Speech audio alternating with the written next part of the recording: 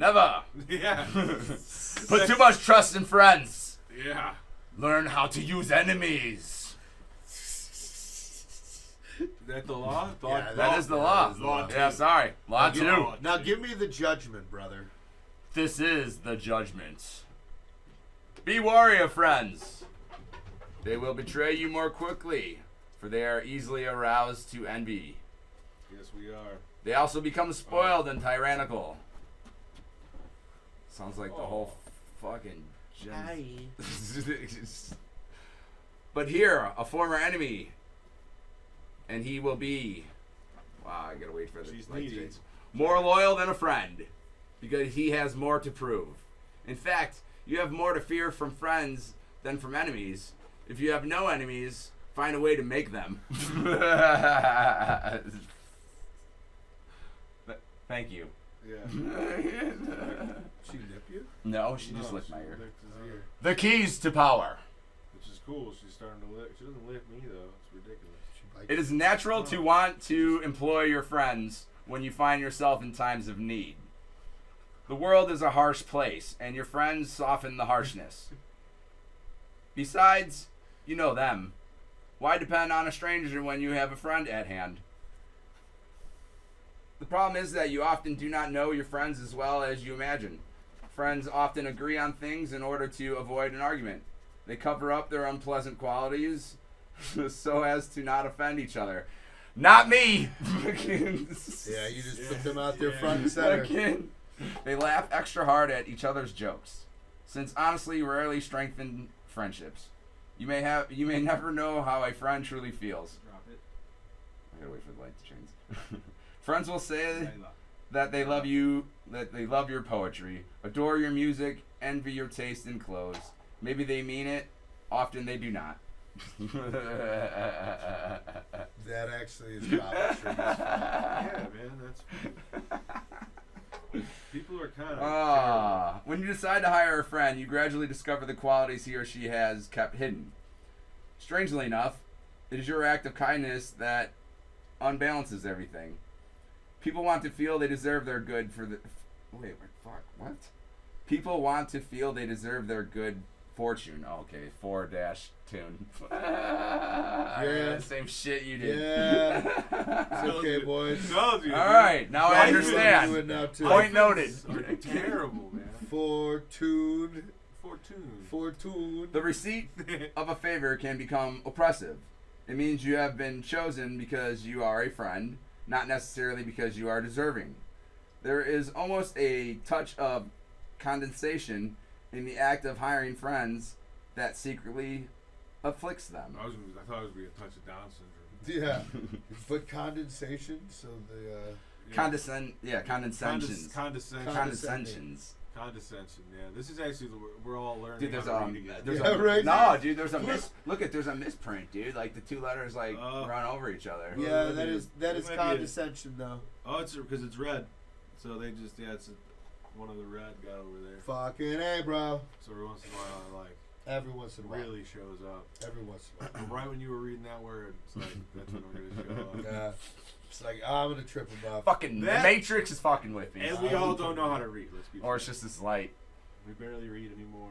The problem with using or hiring friends is that it will inevitably limit your power. Who? The friend is rarely the one who is most able to help you, and in the end, skill and competence are far more important than friendly feelings. Agreed. Yeah, that's why I don't hire friends. All working situations require a kind of distance between people. You are trying to work, not make friends. Yeah. Friendliness, in parentheses, real or false, only obscure the fact. The key to power, then, is the ability to judge who is best able to further your interests in all situations. Your enemies, on the other hand, are an untapped goldmine that you must learn to exploit. When Talleyrand, Napoleon's foreign minister, decided in 1807 that his boss was leading France to ruin and the time had come to turn against him, he understood the dangers of conspiring against the emperor. He needed a partner, a confederate. What friend could he trust in such a project? He chose Fouché. A Fouché. head of the secret police, Fauci? his most hated enemy, a man who had even tried to have him assassinated. He knew that their former hatred would create an opportunity for an emotional reconciliation. He knew that Fauci, I want to say douche because if you change the F out, it's just douche. Which one? So maybe it's Fouche. Because it would just. Fouché. But honestly, dude, it literally, like, look at this. It is spelled Fauci. That's what I'm saying, dude. Yeah, I thought, like, it sounds like that's going to be a Fauci guy. I'm telling you, you change out the F to a D, it's just douche. That's Douche. exactly what it is. He knew that Fauci would expect nothing from him and, in fact, would work to prove that he was worthy of Talleyrand's choice. A person who has something to prove will move mountains for you. Finally, he knew that his relationship with Fouché would be based on mutual self-interest and would not be contaminated by personal feelings. The selection proved perfect. Although the conspirators did not succeed in toppling Napoleon, the union of such powerful but unlikely partners generated much interest in the cause. Opposition to the emperor slowly began to spread, and from then on, Talleyrand and Fauché had a fruitful working relationship. Whenever you can, bury the hatchet with an enemy and make a point of putting him in your service. Has to listen to me. Oh gosh. Never let the presence of enemies upset or distress you. You are far better off with a declared opponent or two than not knowing where your real enemies lie. That's great. The man of power welcomes conflict. Love it. Using enemies to enhance his reputation as a sure-footed fighter who can be relied upon in times of uncertainty. He's just We're going to watch this guy grow into a monster. Yeah. All right, now I'm going to try to read the red. Why the light turns red. Good luck, bud. Imagine the jewel. Oh, wait. Shit. You get the figure up there and everything. You're just like, imagine! Shit. Imagine shit. Fuck! Shit ass fuck. Oh, fuck. The jaws of ingratitude.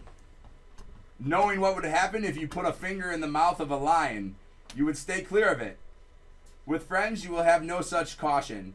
And if you hire them, they will eat you alive with ingratitude. Authority. Know how to use enemies for your own profit. You must learn to grab a sword not by its blade, which would cut you, but by the handle, which allows you to defend yourself.